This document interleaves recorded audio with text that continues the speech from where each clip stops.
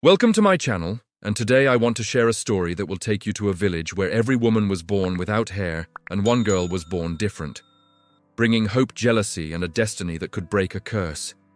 This is a tale of innocence, betrayal, and the power of truth. So if you're ready for a story full of emotion and surprises, let's start. In the heart of a wide African plain, where red earth stretched endlessly beneath the open sky, there existed a settlement known far and wide as Ikoko village. To a traveler passing through, Ikoko appeared peaceful and ordinary. Small clay huts stood in careful circles, their thatched roofs bending gently in the wind. Narrow paths cut through fields of millet and maize. Children ran freely, their laughter rising with the dust beneath their feet. Elders gathered every evening beneath the ancient mubala tree, sharing wisdom, memories, and warnings passed down through generations. Yet Ikoko carried a strange truth that set it apart from every other village in the land. In Ikoko, no woman had hair. From the moment a baby girl was born, her head remained smooth and bare. No matter the season, no matter her age, no strand of hair ever grew. Mothers were bald, daughters were bald, grandmothers were bald. This had been the way of Ikoko for longer than anyone could remember. It was not questioned, it was accepted. Baldness was not shameful there. It was identity, tradition, and fate. People believed it was how the ancestors had intended it. Then one night, fate broke its own law. A girl was born with hair. Her name was Zalika. The night Zalika entered the world, the village midwives froze in horror. Under the dim glow of oil lamps, they stared at the newborn child, their hands trembling. Thick, dark strands curled gently across the baby's scalp, shining as though blessed by moonlight. One midwife gasped. Another cried out in fear. None of them had ever seen such a thing, not in stories, not in dreams. Before questions could be asked or rituals prepared, tragedy struck. Zalika's mother died moments after childbirth, her breath leaving her body as the infant cried beside her. The hut filled with mourning before joy could even be felt. Drums of celebration were replaced by songs of sorrow. A month later, misfortune returned. Zalika's father fell ill. He tried herbs. He sought prayers. He begged the ancestors. Nothing worked. His strength faded day by day until death took him as well, leaving the child alone in the world.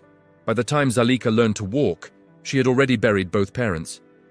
According to custom, she was taken in by her closest relative, her aunt Makena. Makena already had a daughter of her own named Narima, a quiet girl whose head, like every other woman's in Ikoko, was smooth and bare. From the moment Zalika entered Makena's hut, bitterness took root. As the years passed, Zalika's hair grew long, thick, and radiant. It flowed down her back like woven silk, catching sunlight wherever she walked. People noticed. They whispered. Some admired her openly, calling her hair a blessing. Others watched silently, longing for what they had never known, but Makena watched with a different heart. Every time she saw Zalika combing her hair near the fire, jealousy tightened inside her chest. Her own daughter Narima sat nearby in silence, her bare head reflecting the flames. Comparison filled the hut, and comparison slowly turned into resentment. Still, Zalika remained gentle. She fetched water at dawn. She worked the fields without complaint. She greeted elders with respect and kindness. Even when Makena spoke harshly to her, Zalika answered softly. The villagers noticed her humility, and many grew fond of her.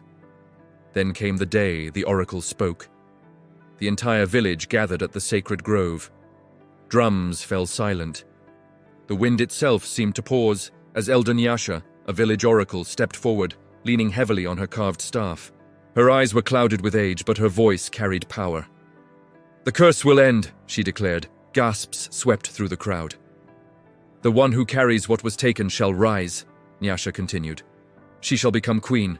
She shall marry the prince. Through her purity, the curse shall be broken." Fear and wonder filled the air. "The girl with hair," the oracle said clearly. "She is the chosen one." Every eye turned towards Zalika. Her heart pounded, her knees trembled, and in the shadows of the crowd, Makena's smile disappeared. Hope had been named, and hope had just become a threat. After the oracle's declaration, Ikoko village was no longer the same. The name Zalika moved from mouth to mouth like a restless wind. Some spoke it with hope, others with disbelief, and a few with quiet fear. For generations, the women of Ikoko had lived without hair, accepting the curse as destiny. Now, suddenly, there was a promise of change, and change frightened many hearts. Elders gathered beneath the Mubala tree night after night, debating the words of the oracle. Some believed the prophecy with full faith, while others warned that destiny could be fragile if not protected. Mothers watched Zalika closely, measuring her steps, her behavior, her words. She was no longer just a girl, she was now a symbol. Inside Makina's hut, silence grew heavy. Makina sat by the fire one evening, her hands resting on her knees, staring into the flames. Across from her, Narima quietly mended a basket, her head bent low. Zalika moved in the background, preparing food, unaware of the storm brewing in her aunt's heart. Every word the oracle had spoken echoed painfully in Makina's mind. She shall become queen. She shall marry the prince. She shall break the curse. Each sentence felt like an insult, a reminder of what Makina and her daughter would never have. For years, Makina had accepted boldness as fate. But now fate had chosen another, an orphan, a child not even born of her bloodline. Jealousy hardened her heart. Meanwhile, Zalika felt the weight of the prophecy pressing down on her spirit. She noticed the change in people's eyes, the way conversations stopped when she entered a space, the way elders studied her movements. At night, she lay awake, touching her hair, wondering why the ancestors had chosen her. "I did not ask for this," she whispered into the darkness. Yet she carried herself with humility. She continued her chores. She spoke gently. She avoided pride. She did not boast or dream aloud of crowns or palaces, but purity alone could not protect her from envy. One afternoon, Elder Nyasha called Zalika aside. They sat beneath the shade of the sacred tree, the air thick with the scent of earth and leaves. "You must be careful, child," the oracle warned softly. "When destiny chooses one person, others may try to destroy it." Zalika lowered her eyes. "I only want peace," she replied. Nyasha sighed. "Peace often comes after suffering." Those words lingered like a shadow. As days passed, Makina's bitterness transformed into quiet calculation. She began to watch Zalika closely, searching for weakness. She listened carefully to gossip. She observed how quickly admiration turned into expectation among the villagers. One truth became clear to her. If Zalika lost her purity, she would lose everything. In Ikoko, purity was sacred. A girl chosen by destiny was expected to be untouched, morally clean, and spiritually whole. One accusation could erase her future, and accusations were easy to create. Late one evening, Makina visited a distant corner of the village where strangers sometimes passed through. There, she met a man known for dishonesty, a man willing to lie for payment. Words were exchanged quietly. Coins changed hands. A plan was formed in darkness. That same night, Makina returned home and smiled for the first time in days. The next evening, Zalika returned from the stream exhausted. The sun had been harsh, and the water pots felt heavier than usual. As she entered the hut, Makina greeted her with unexpected kindness. "You look tired, my child," Makina said gently. "Drink this and rest." Zalika hesitated only a moment before accepting the drink. Trust still lived in her heart. She drank. Moments later, the world began to spin, her legs weakened, her vision blurred. Darkness swallowed her. When Zalika woke, shouting filled the air. Stones struck her body. Pain exploded across her skin. Voices screamed words she could not understand. Fear wrapped around her like chains as she realized she was surrounded by the villagers, men, women, even children, standing in a furious circle. "She is impure." "She has shamed us!" Zalika cried out, confused and terrified. "What have I done?" No one answered. A man's name was spoken. Accusations poured like rain. Lies were repeated until they sounded like truth. Zalika tried to defend herself, but her voice was drowned by hatred. Then Makina stepped forward. She did not ask questions. She did not defend the girl she had raised. Instead, she spoke with false sorrow, sealing Zalika's fate. "There is only one punishment," Makina declared. Her hair must be shaved. The crowd roared in agreement. Zalika screamed. "Please," she begged. "I am innocent." But innocence was powerless against jealousy. Hands forced her down. A blade touched her scalp. Her long hair fell to the ground, strand by strand, along with her dreams. When it was over, Zalika lay trembling, bald and broken, and Makina stood above her, satisfied. Yet what Makina did not know was that she had awakened something far older than the curse itself: truth. Morning came quietly to Ikoko village, but nothing felt the same. The sun rose as it always had, casting golden light over the huts and fields. Yet for Zalika, the world had lost its warmth. She remained inside Makina's hut, sitting in the corner on a worn mat, her hands resting on her bare head. The air felt heavy. Shame hung over her like a dark cloud, even though she knew she had done nothing wrong. Outside, life continued. Women passed by the hut, whispering to one another. Children pointed when they saw Zalika through the doorway. Some laughed, others stared with curiosity, but none approached her. The same people who once praised her hair now avoided her eyes. Zalika did not leave the hut that day, nor the next. She stopped singing while she worked. She stopped greeting people outside. She stopped dreaming. At night, when everyone slept, she cried silently, pressing her palms against her scalp as if trying to feel the past. She spoke to the ancestors in whispered prayers, asking why truth had failed her. Makina watched her closely, pretending concern while hiding satisfaction. In her heart, she believed the danger had passed. Without hair, Zalika could no longer fulfill the prophecy. The future queen had been erased. Or so she thought. Days turned into weeks. One morning, as Zalika prepared water near the fire, she felt something unfamiliar beneath her fingers.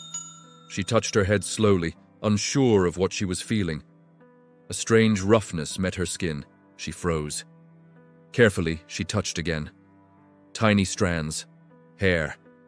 Her breath caught in her throat. She rushed to the water bowl and stared at her reflection.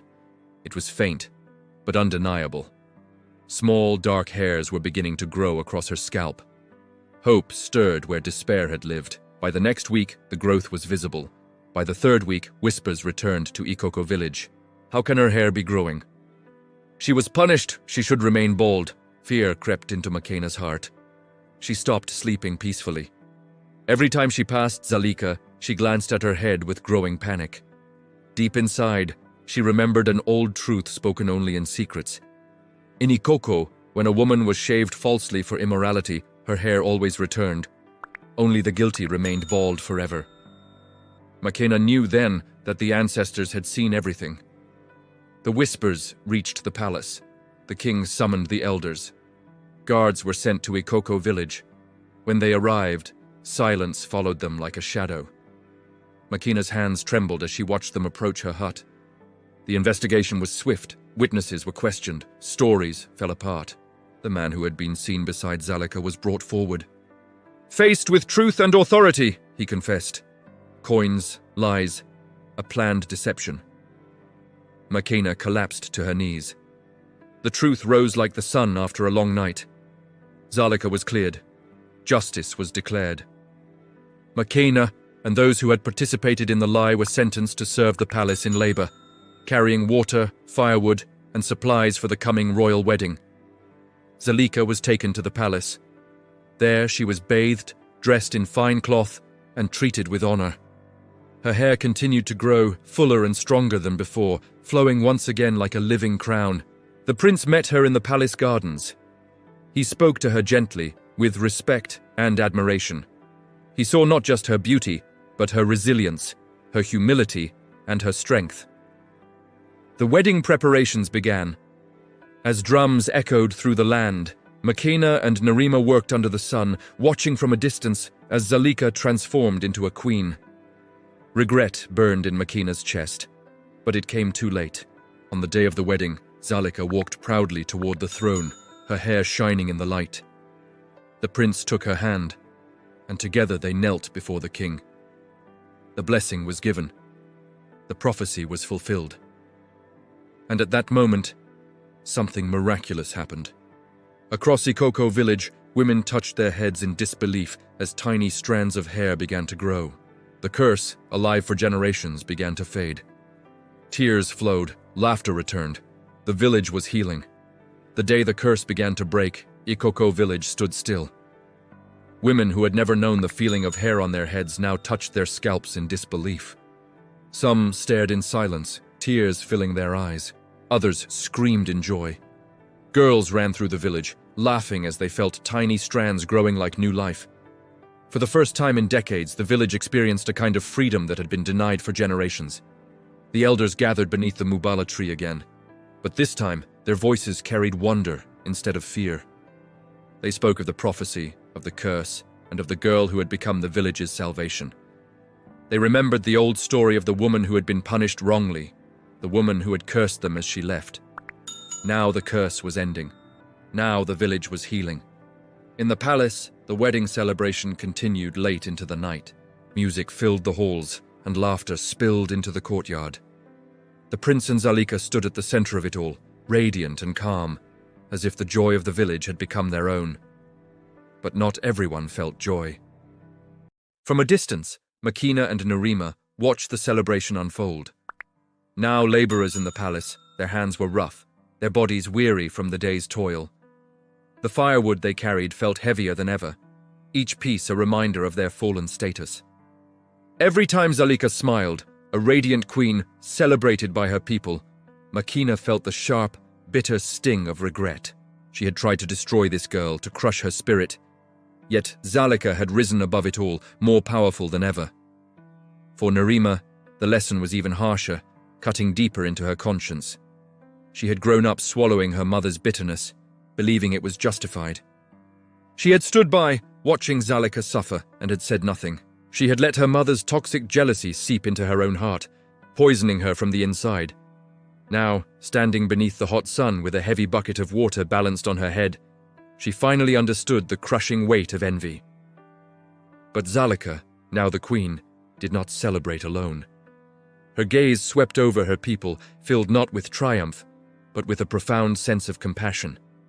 There was no anger in her heart for those who had wronged her.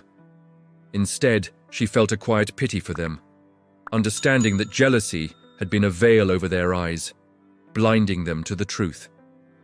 This compassion wasn't a sign of weakness. It was the very source of her strength.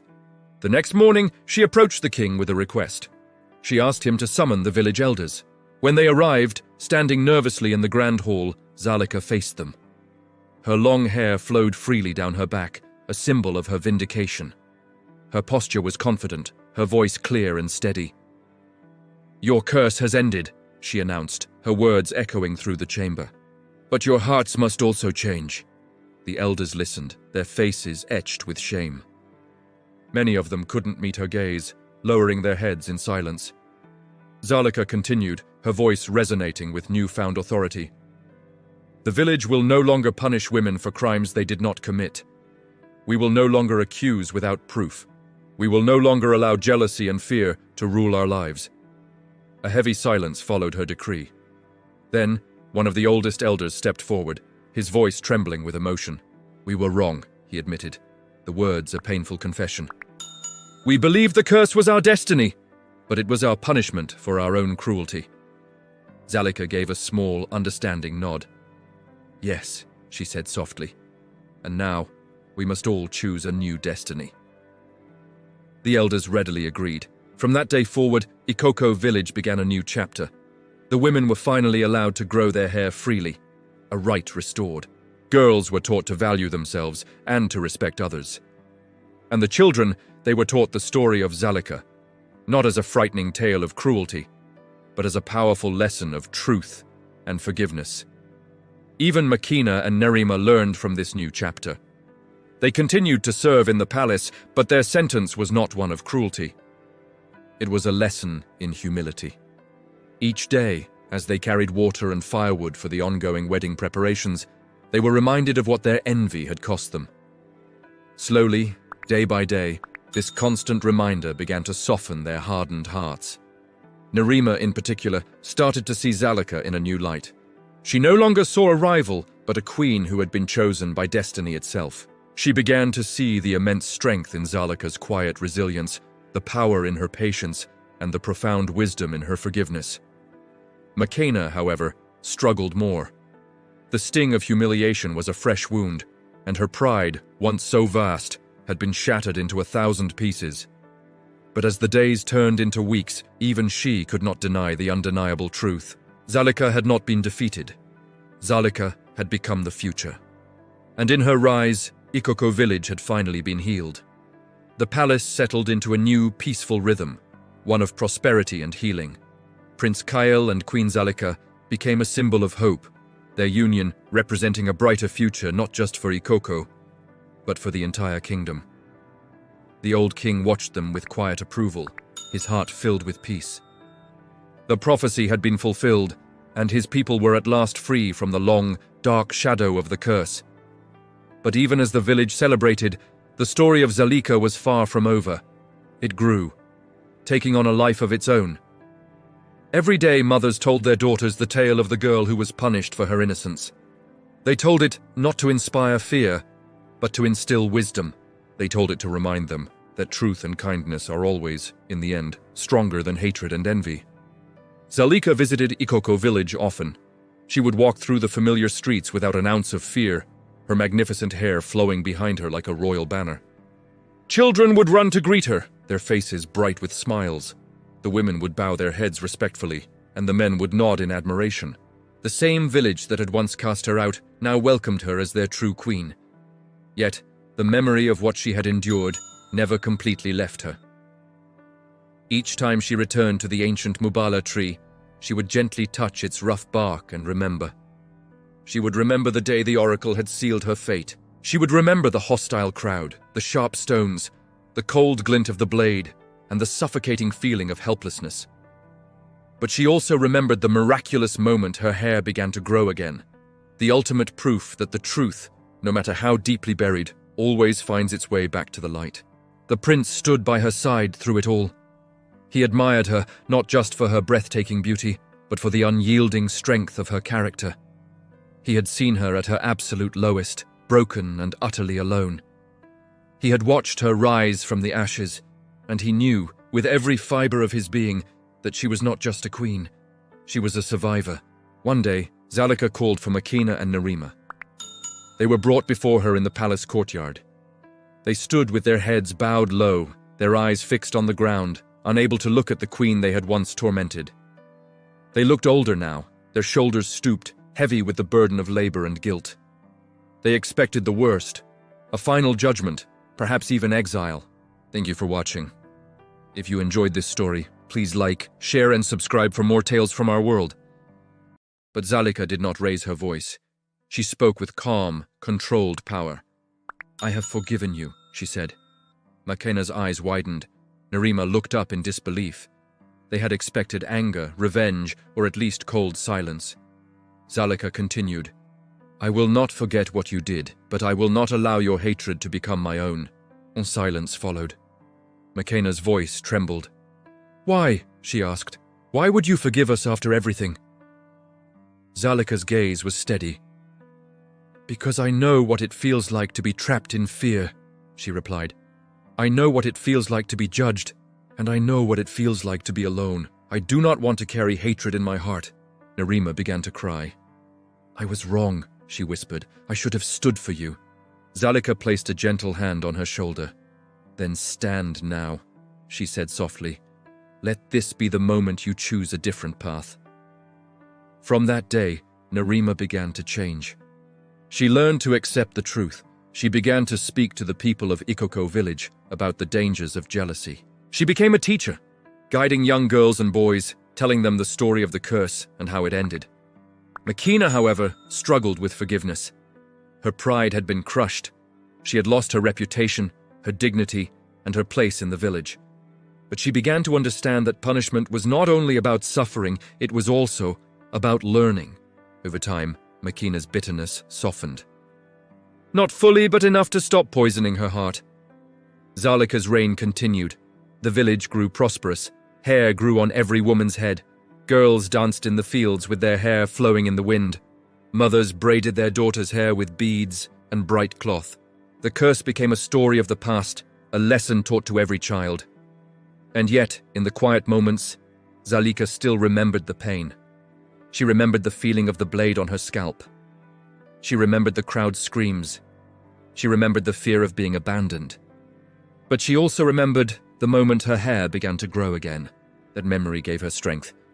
She realized that her story was not only about suffering, it was about survival. It was about truth.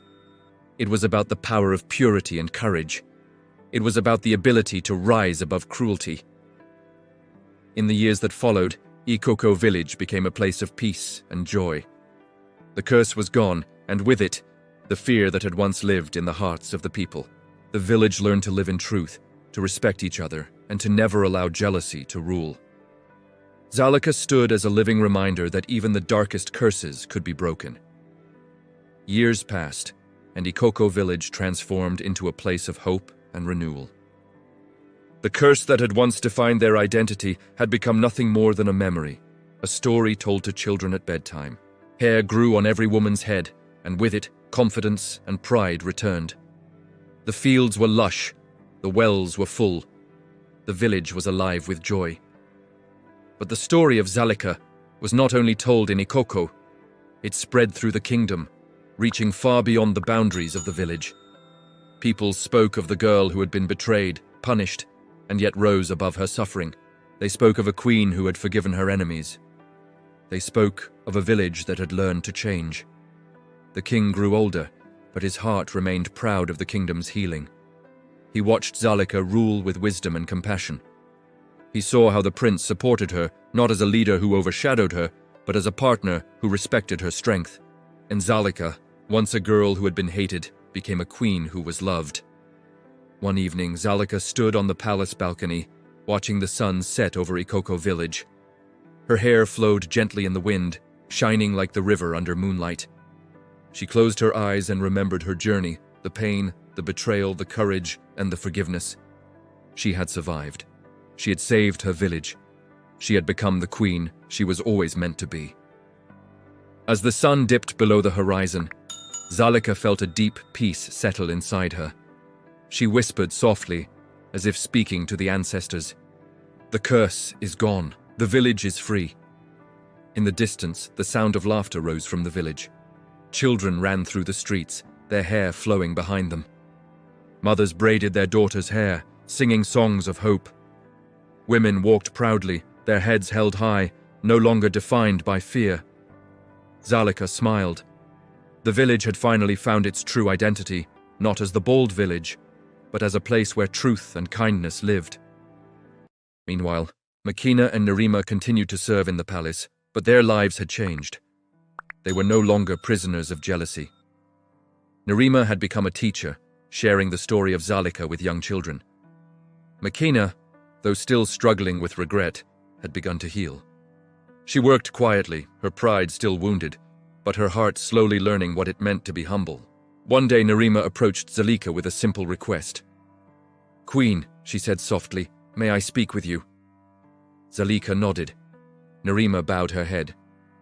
"I want to thank you," she said, tears filling her eyes.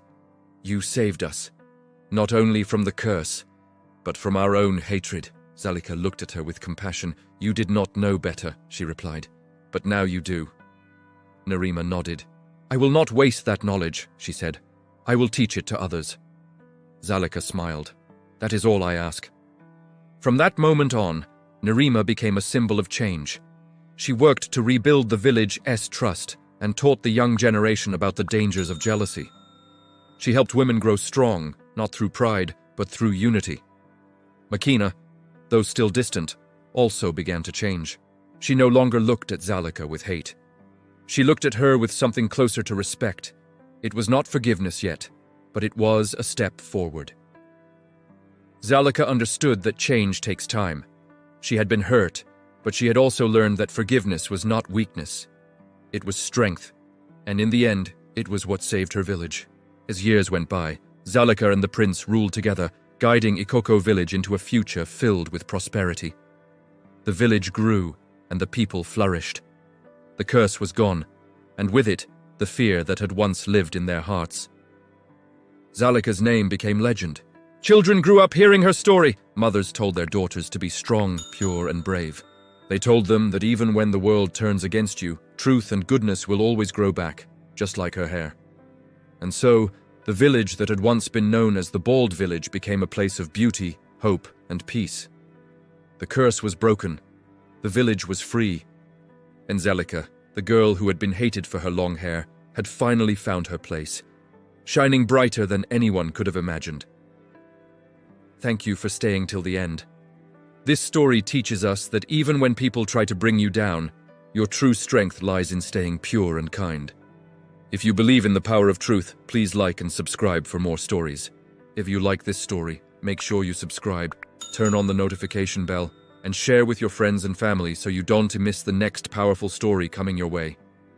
Drop a heart in comment, like and subscribe my channel, and visit my channel for more interesting story videos.